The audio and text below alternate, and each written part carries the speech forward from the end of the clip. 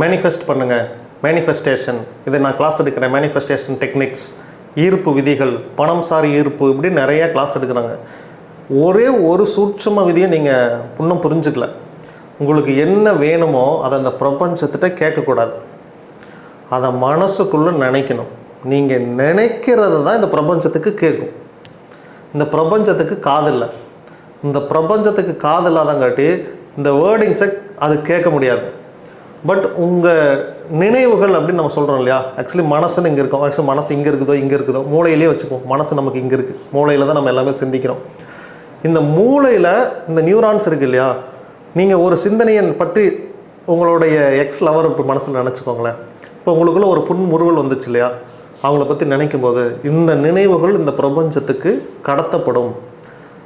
இந்த பிரபஞ்சம் என்ன புரிஞ்சு வச்சுருக்கும் அப்படின்னா, இப்போ உங்கள் மூளையில் ஒரு அதிர்வு உருவாச்சு இல்லையா, ஃப்ரீக்வன்சி. இந்த ஃப்ரீக்வன்சி இது அளவீடு வச்சுருக்கும். டக் டக் டக் டக் டக் டக் டக் டக் இப்படின்னு ஒரு ஃப்ரீக்வன்சின்னு வச்சுக்கோங்க. இதுதான் இந்த ஃப்ரீக்வன்சி, இதுதான் உங்கள் எக்ஸ் லவருடைய ஃப்ரீக்வன்சி. இந்த ஃப்ரீக்வன்சியை இவனுக்கு கொடுத்தா இவன் மகிழ்ச்சியாக இருப்பான் இப்படிங்கிறத இதை புரிஞ்சு வச்சுருக்கோம். இப்போ நீ சோகமாக இருக்கிற அப்படின்னா, இப்போ உன்னைய மகிழ்ச்சி படுத்தணும்னு இந்த பிரபஞ்சம் நினச்சதுன்னா டக் டக் டக் டக் டக் டக் டக் டக் இப்படிங்கிற இந்த ஃப்ரீக்வன்சி உனக்குள்ளே அனுப்பும். ஆட்டோமேட்டிக்காக இந்த ஃப்ரீக்வன்சி இந்த பிரபஞ்சத்திலேருந்து வரும். உன் மூளைக்குள்ளே போன உடனே இது என்னவா கன்வெர்ட் ஆகும் அப்படின்னா, அவங்களுடைய பேராக உனக்கு கன்வெர்ட் ஆகும். அந்த எக்ஸ் லவருடைய பேர் என்னவோ அந்த பேராக கன்வெர்ட் ஆகும். உனக்கு அவங்க ஞாபகம் வந்துடும். அவங்க ஞாபகம் வந்தோடனையும் உனக்கு ஒரு மிகப்பெரிய வில் பவர் மாதிரி உனக்கு ஒரு கிடைக்கும். மிகப்பெரிய சக்தி உனக்கு வந்த மாதிரியும், சாதிச்சிடலாம், இவங்களுக்காக என்ன வேணாலும் பண்ணலாம் அப்படிங்கிற மாதிரி ஒரு புத்துணர்ச்சியும் புது வேகமும் உனக்குள்ளே வரும். எந்திரிச்சு போயிடுற. விஐபின்னு ஒரு படம் வந்துச்சு இல்லையா, தனுஷ் நடித்தார் இல்லையா, பார்ட் 2ன்னு நினைக்கிறேன். அதில் ஒரு இன்டர்வியூக்கு போயிட்டு ஃபெயில் ஆகிட்டு சோகமாக உட்காந்துருப்பார் ரோட்டாரமாக. அப்போ அமலா பால்ட்டிருந்து கால் வரும். அந்த ஃபோனை எடுத்து பார்த்துட்டு சே அப்படின்ட்டு சந்தோஷமாயிடுவார். இவ்வளோ தான் நான் உங்களுக்கு எக்ஸ்பிளைன் பண்ணுறேன். அவங்கக்கிட்ட இந்த ஃபோன் வந்தோடனே உங்களுடைய மொத்த கவலையும் பறந்து போச்சு இல்லையா. இதுதான் இந்த பிரபஞ்சம் உங்களுக்கு அனுப்பக்கூடிய ஃப்ரீக்வன்சி குறுஞ்செய்தி. இந்த நோட்டிஃபிகேஷன் வந்த உடனேயும் நீங்கள் ஆள் மாறிடுவீங்க. இப்போ நீங்கள் கேட்டீங்களா வாயை திறந்து, நான் சோகமாக இருக்கேன், என்னை எப்படியாவது சந்தோஷமாக மாற்றிட்டு, நீங்கள் கேட்கவே இல்லை. நீ சோகமாக இருக்கேன்னு இந்த பிரபஞ்சம் புரிஞ்சுக்கிச்சு உன்னுடைய உள் உணர்வுகள். ஸோ அப்போ நீ மென்டலி என்ன நினைக்கிறியோ அது இந்த பிரபஞ்சத்துக்கு போய் ரீச் ஆகும். அது இந்த பிரபஞ்சத்திற்கு தேவைப்பட்டால் அதை உடனே அதை நடத்தி கொடுக்கும். தேவைப்படலை அப்படின்னா இந்த பிரபஞ்சத்துக்கு தேவைப்படலை, பட் உனக்கு மட்டும் அது தேவைப்படுதுன்னா இப்போ அது மறுபரிசீலனை பண்ணணும். இதை நீ நினைக்கிறத நான் உனக்கு கொடுத்தா நீ முதல்ல அதை வச்சு நல்லா இருப்பியான்னு அது உன்னைய டெஸ்ட் பண்ணும். நீ நல்லா இருப்பேன்னு அது புரிஞ்சிருச்சுன்னா அதை உனக்கு கொடுத்துரும். என்னுடைய எல்லா வீடியோவில் இப்போ நீங்கள் எடுத்து பாருங்கள், நான் எல்லாம் சொல்லியிருப்பேன்னா, நான் நினச்சதெல்லாம் நடக்குது. இதை தான் நான் சொல்லிக்கிட்டே இருந்தேன். நான் நினச்சதெல்லாம் நடக்குது, நான் நினச்சதெல்லாம் நடக்குது. எஸ், நான் நினச்சதெல்லாம் நடக்குது. இதை தான் சொல்கிறேன். நான் மேனிஃபெஸ்டேஷன் டெக்னிக்ஸ்னு இங்கே எதுவுமே சொல்லிக் கொடுக்கல. உனக்கு என்ன வேணுமோ அதை நீ மனசில் நினச்சிக்கோ, வாய் விட்டு கேட்காத.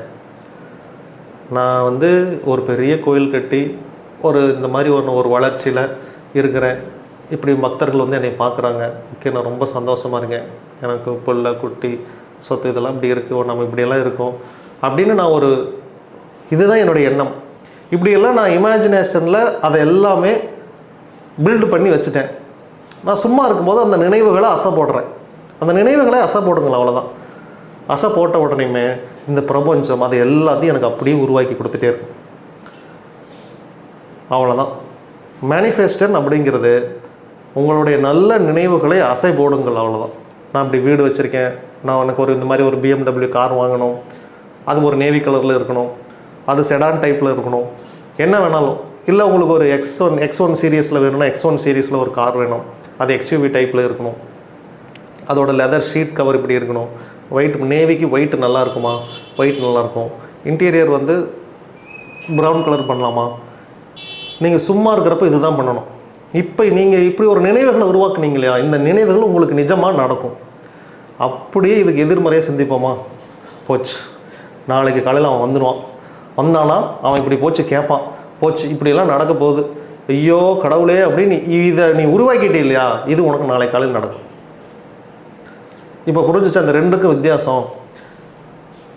இதை திரும்ப திரும்ப நீங்கள் யாரை வேணாலும் எடுத்துக்கோங்க, சிவகார்த்திகேயன் எடுத்துங்க, வாழ்க்கையில் முன்னேறின, தொழிலில் முன்னேறின, இல்லை எலான் மஸ்க் எடுத்துக்கோங்க, பில்கேட்ஸ் எடுத்துக்கோங்க, ஸ்டீவ் ஜாப் எடுத்துக்கோங்க, மார்க் ஜுகர்பர்க் எடுத்துக்கோங்க, யாரை வேணாலும் எடுத்துக்கோங்க. எல்லாரும் சொன்னது, நான் இந்த இடத்துக்கு வருவேன்னு நான் நினச்சேன், அவ்வளோதான்.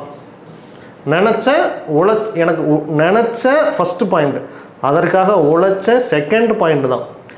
இந்த பிரபஞ்சம் வாய்ப்பு கொடுத்துச்சு நீங்கள் உழைக்கிறதுக்கு. நீங்கள் நினச்சிங்களே அதுதான் ஃபஸ்ட்டு பாயிண்ட். அதுக்கப்புறம் நீங்கள் உழைப்பதற்கான வாய்ப்பை இந்த பிரபஞ்சம் ஏற்படுத்தி கொடுக்கும். உழைச்சிங்க அப்படின்னா அந்த வெற்றியை கடைசியாக தான் உங்களுக்கு கொடுக்கும். வெற்றிங்கிறது ஃபைனல்.